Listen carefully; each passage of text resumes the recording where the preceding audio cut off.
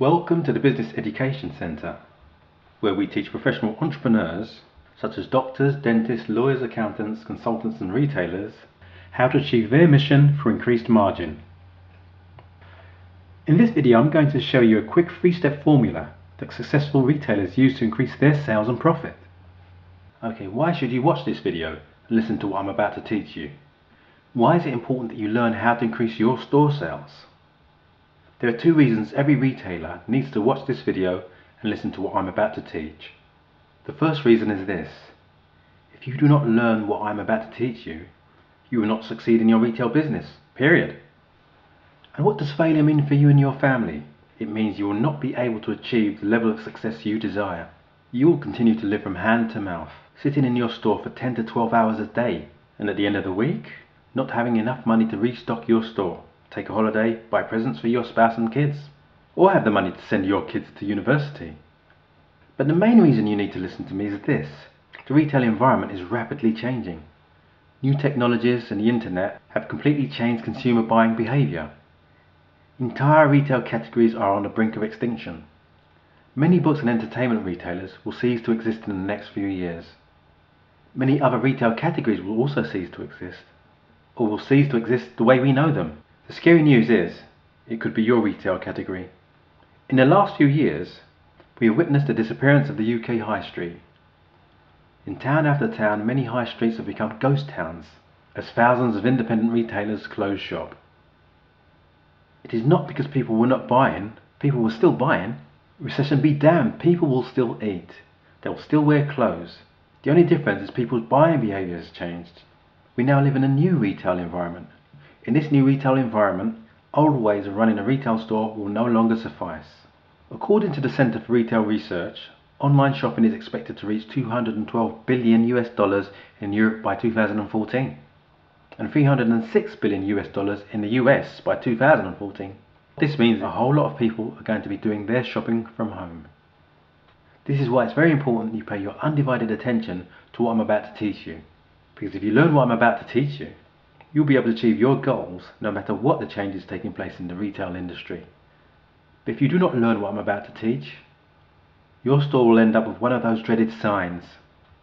This is the main reason why you also want to get your hands on our How to Increase Retail Sales with Store Design, Visual Merchandise Display and Loss Prevention Home Study by pressing the Order Now button at the bottom of this video. The How to Increase Retail Sales with Store Design, Visual Merchandise Display and Loss Prevention Home Study course outlines a step-by-step process for increasing your store sales with the effective use of your store design and visual merchandise display.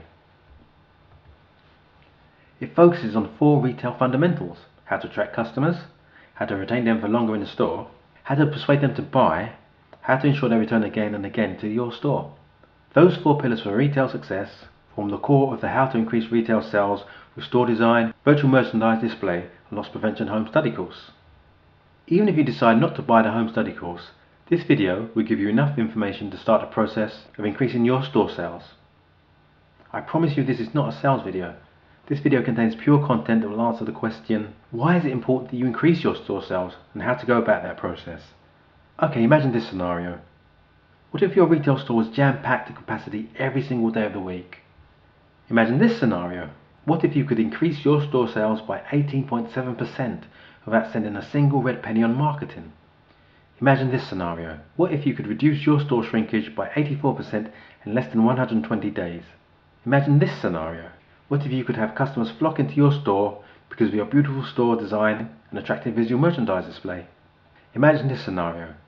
What if you could have a shoplifting and employee theft-free retail store?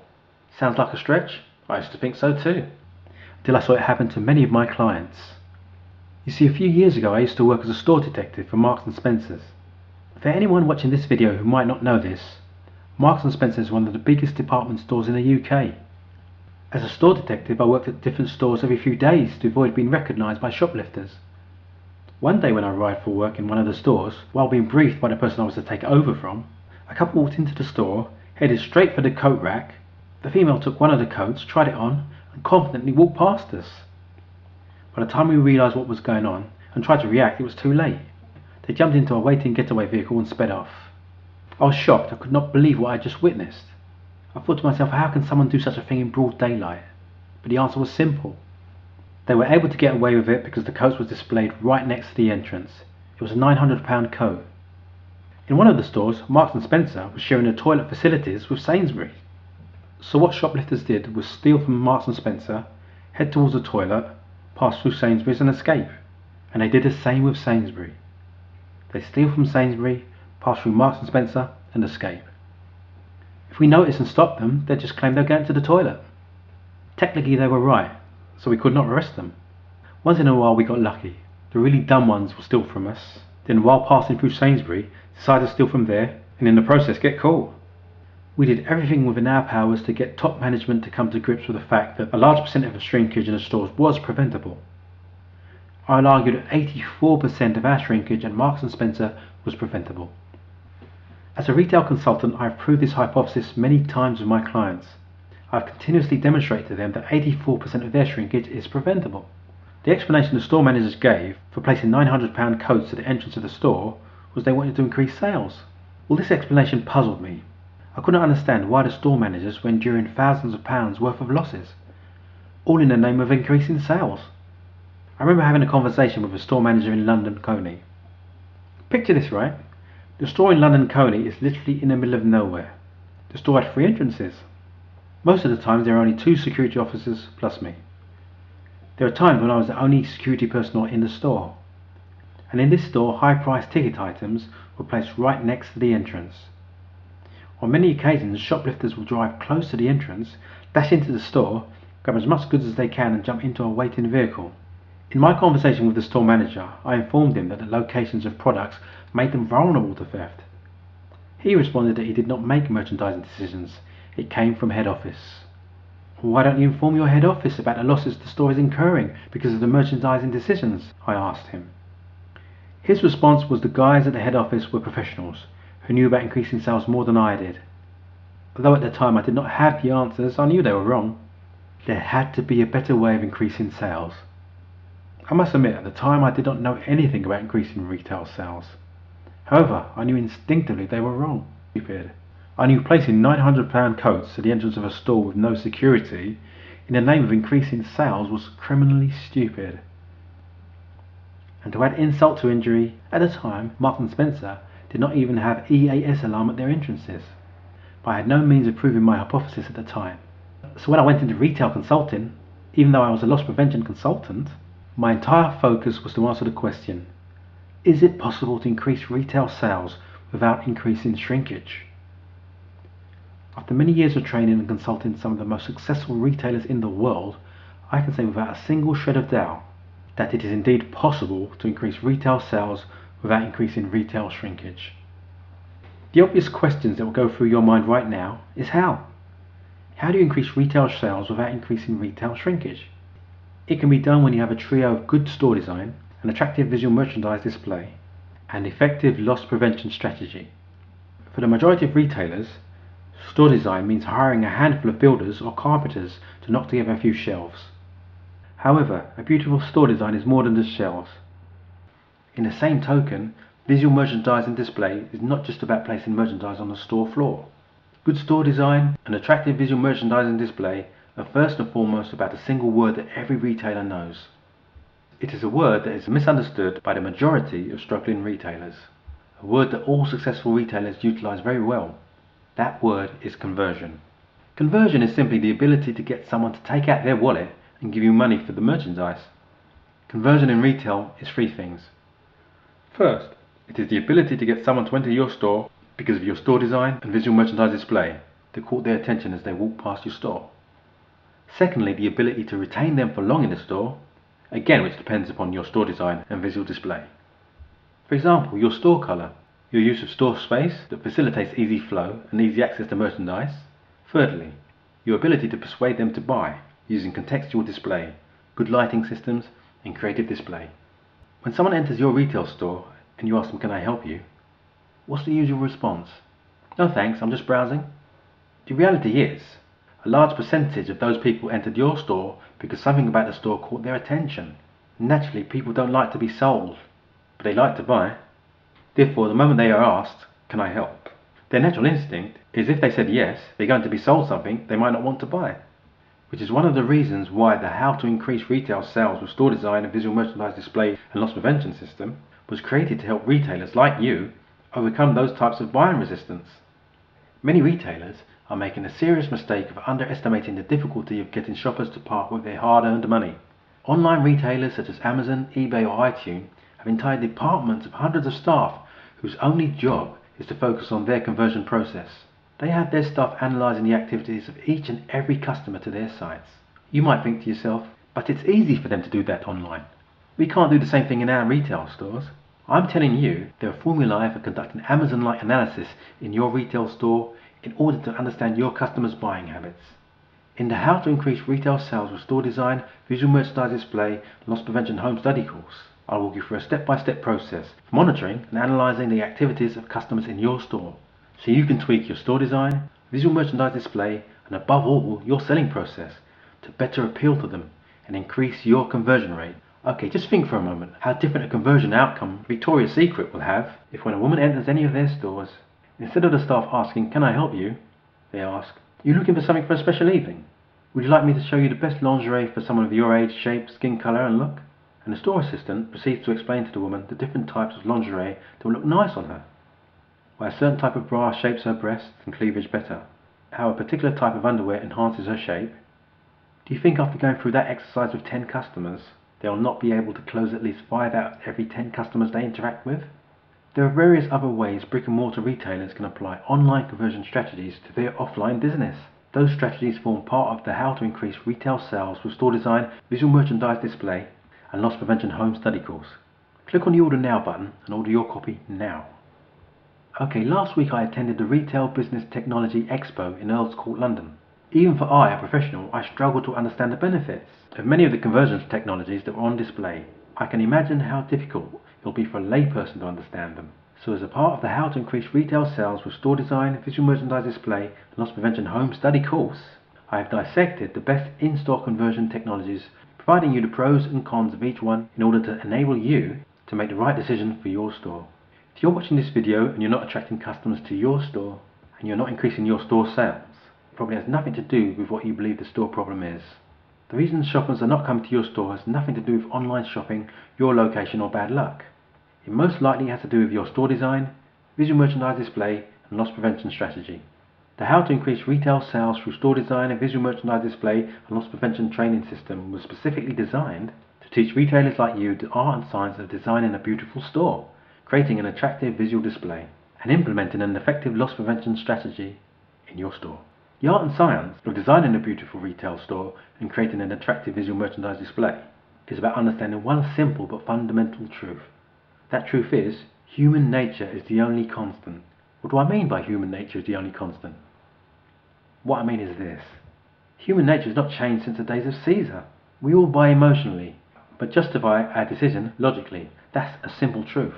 And it's a simple truth that Amazon, eBay, iTunes and the successful retailers understand, which struggling retailers do not understand. Every single human being, whether it is the President of the United States, the Prime Minister of the United Kingdom, or the ordinary Joe the plumber, they all do things for 3 reasons and 3 reasons alone: sex, status, and survival. Do you have a problem believing this theory? Let me ask you this question. Which newspaper has the highest circulation of any English newspaper in the world? Like a few minutes to guess? It's the Sun. British tabloid The Sun has the highest circulation of any English newspaper in the world. Cosmopolitan magazine, the highest circulated English language women's magazine. 9 out of 10 of the times it has a headline and article that has something to do with sex. You might be thinking to yourself that the only woman who reads Cosmo are dark blondes with no brain. Well, you might be very shocked to discover that it is women like German Chancellor Angela Merkel and Michelle Obama who subscribe to Cosmo. In the final analysis, we are humans. We all crave similar things. Check out these Cosmo titles. Picture Angela Merkel passing through a newsstand and sees a headline that heads, "His #1 sex wish." Don't you think she'll want to read that article to try on Mr. Merkel that night? This is not to pick on the German Chancellor, it's just to make a point. And that point is, all of us humans have our secret fantasies that we might not even dare to share. And it is based upon those secret fantasies that we make our buying decisions. And all of our secret fantasies are related to 3 things and 3 things only: sex, status, and survival. When you understand these facts, It becomes easy to design your store and create your visual display, and create it in a manner that appeals to your target market. Every other retail training on either store design or visual merchandise display focuses on these techniques. There is no way you will get the technique right if you do not understand the human psychology behind the process. The How to Increase Retail Sales with Store Design, Visual Display and Loss Prevention Home Study course is the only retail training course that focuses on both the psychology and technique of store design and visual merchandise display. You will discover strategies for infusing human emotions into your store design and visual merchandise display. You will learn how to design a beautiful store to attract shoppers as they walk past it. How to create an attractive visual merchandise display that tells the story of your brand and speaks to your target market. How to create an effective loss prevention system that reduces your shrinkage by 84% in less than 120 days. The best retail store marketing strategies that create stampedes in your store each week. Social media marketing for retail stores. How to use your website to generate footfall. How to effectively navigate the changing retail environment. The entire home study course focuses on 4 aspects for increasing retail sales. How to attract customers to your store. How to retain them for long in your store. How to persuade them to buy. How to instigate repeat visits and keep them as customers for life. Module 1 covers the psychology of a beautiful store design, how to increase retail sales with attractive store design, how to increase retail sales with brand image selling, how to design a retail store for increased customer flow, how to choose your store color and layout, the best retail store lighting system, how to wow customers with creative storefront design, how to choose the right materials for store design, how to design a profitably retail store, the best store design technologies, and the best store design technologies.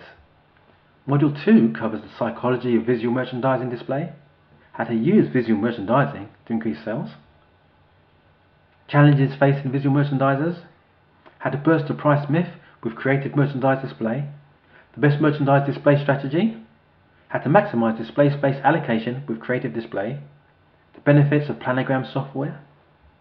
Module 3 covers how to prevent shoplifting, how to prevent employee theft, how to minimize retail employee error, how to create a receiving process, the most effective retail loss prevention technologies, how to create a culture of loss prevention. I know you might have attended lots of different retail training, read books, and maybe bought other training and home study courses. Those training, books and courses might not have delivered the promised results. So naturally you might want to know how to increase retail sale with store design, visual display and loss prevention different from any other retail home study course.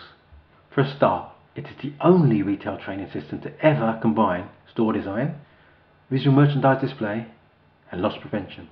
Secondly, it was created specifically for the small to medium-sized retailer who cannot afford to employ visual merchandisers, hire a merchandising agency.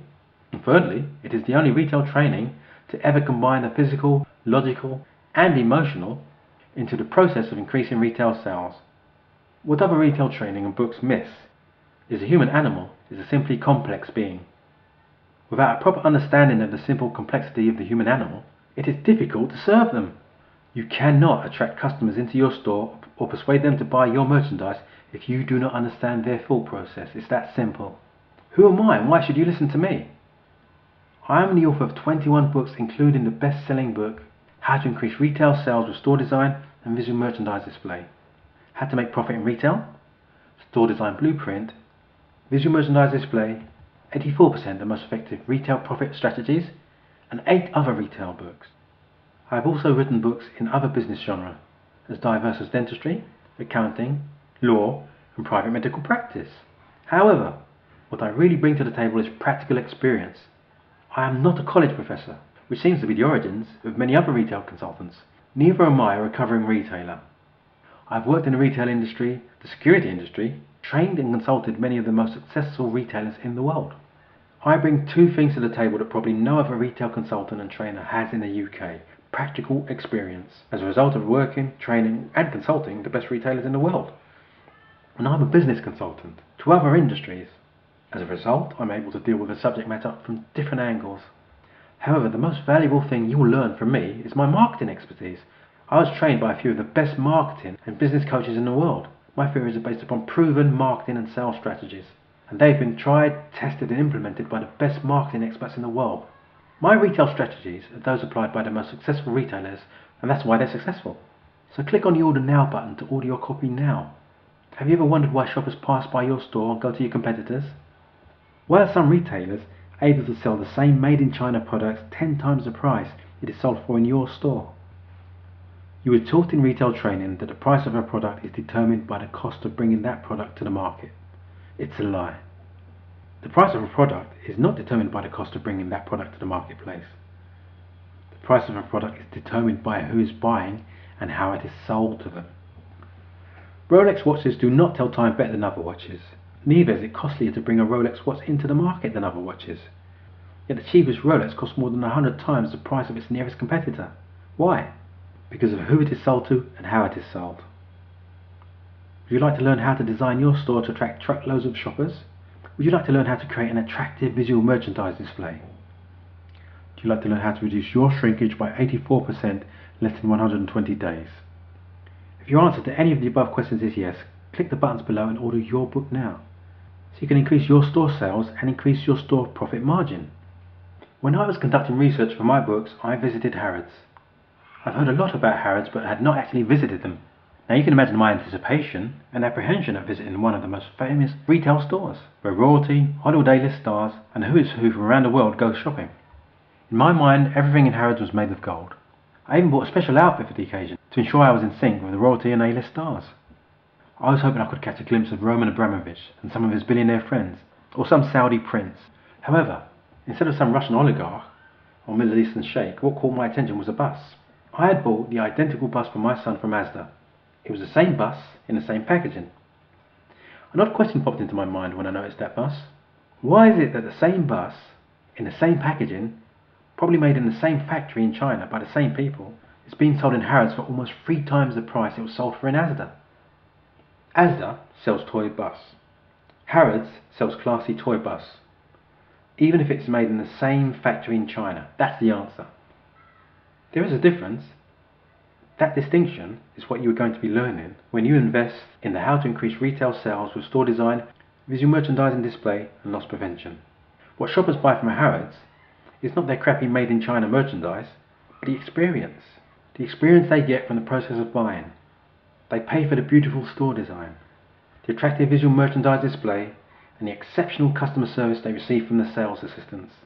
My ultimate goal is that at the end of your experience with this home study course, you will be able to create a Harrods-like experience in your store. These are a few of the reviews of my books on Amazon and Smashwords.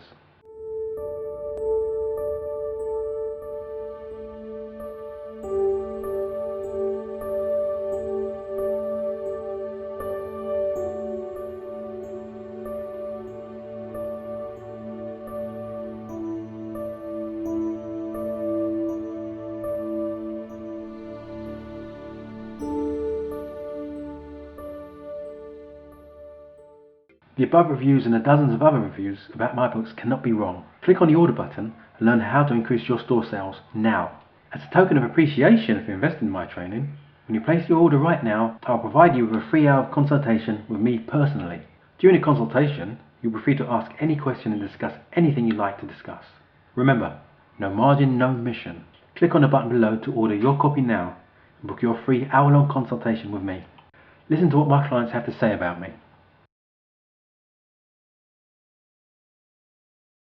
I think it's been an excellent class. I think the preparation was pretty good, and thank Romeo so much, and Amy, and of course we learned a lot from you, Matthew. I think in terms of learning on day one, the major learning was the whole package in terms of knowing what's happening in the world, what's happening in Tesco, and where I fall short of what I've been doing is to build awareness, as I've already said before. So this is where I take back. The second is getting the right people in the team involved. You know, before coming here, I thought the most important thing is filling the positions with the number of people who can go and do a certain investigation or to go and help a store. But today I realize that's not the best approach. We need to be more selective about who we put in. A lot of the numbers that I've got are good benchmarks, even though they are, we seem to be doing better. But it still shows that there are areas to improve. But at least it lets us know where we are and that, where we can go from here. the most important thing is that if we want to be anywhere close to the world, even halfway where we are right now, I mean, there's a certain amount of money that needs to be invested. But I think besides this, there are things that we can implement back home that we can reach where we need to be. It's a question of maybe working as a team together, and this is where we need probably Effendi and actually Sam and me work together. But maybe we need more management buy-in, commitment. Yeah. Maybe we need to have more some kind of forums where you get not too many people, maybe 10 store managers from one region. Get them together and start debriefing. Small workshops. Pilot in one region first, I think. Do it in a region, get everyone's buy-in, and because we can't achieve it. If you expect Sammy and me to do it, no way. I mean, so I think this is the learning out of Matthews. A lot of the numbers and the ways in which they carry on. I mean, they have meetings every day. Yeah. They have a stock take almost because of the system they can do it daily. But for example, for produce you can do it on a weekly basis. HBA you can do it on a weekly basis. Meat you can do it on a weekly basis. So it's something we can implement. It's not out of control. Yeah. So I think these are the major learnings, and I think I go back much more knowledgeable than when I came here. So thank you very much. Thank you very much. What we have, new things that it is a new learning to us, and training was excellent. Thanks for the big efforts from both you and Amy, and we do apologize for her that you kept her standing the whole. But today he's doing the standing.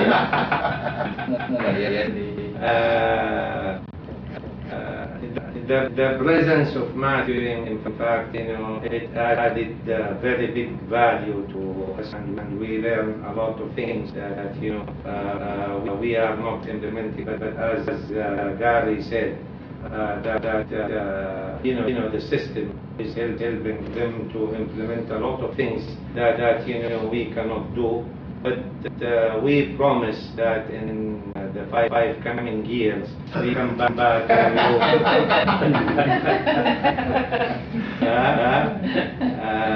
and hopefully we transfer what we learn here to Jeddah and also Saudi Arabia. And we get the improvement we look for. Really, I can see that, talking to you a couple of times, the seriousness you have in you, to really help us to understand loss and prevention. We really appreciate that, and the emails that you receive, that you need to read a lot of, of your write-up, about loss prevention. I think what you are trying to do is to make us understand what is loss and prevention all about. So that's one thing that I like about you. You try to help us and you try to understand. Because another thing that I like about you, that you send emails that I'm willing to come to Saudi, to look at your maybe one day Banda hires him as a loss prevention. Yeah, might be that. So I like that. But I like very much being very patient with us. Yes, especially with you.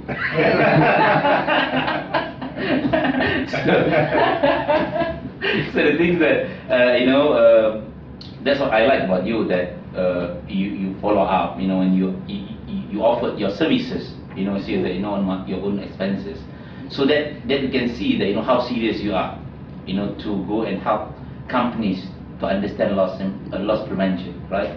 So and then the things that even though on Saturday and Sunday you start calling him, odd hours, you still reply to us. So that is something that you have done great. I think you need to carry on with that, yeah. And in terms of the training yesterday, so we learned a few things. Like what I like, that when we ask you questions about the receiving, high value items, so you give us good suggestions, saying that the supervisor or the managers need to be accounted for that. They are the one who are holding the keys, of the storage, not the receiving or the associate. So that's something that we can go back and apply that, right? So there is a quick win. Say that we want to go back and we can do this. Yeah. So and then I think what is it? And your, you know, when we ask you to bring subject matter expert, you know, like, you know, someone from Tesco, you really, you know, brought up Matthew. Really, you know, to me that this is what, you know, we say that this is what we want to hear. Yeah, rather than hear from a theoretical side, you know, how, because you can see it's more what Gary and the three of us asking you, how do you do this, you know? So then we understand that, okay,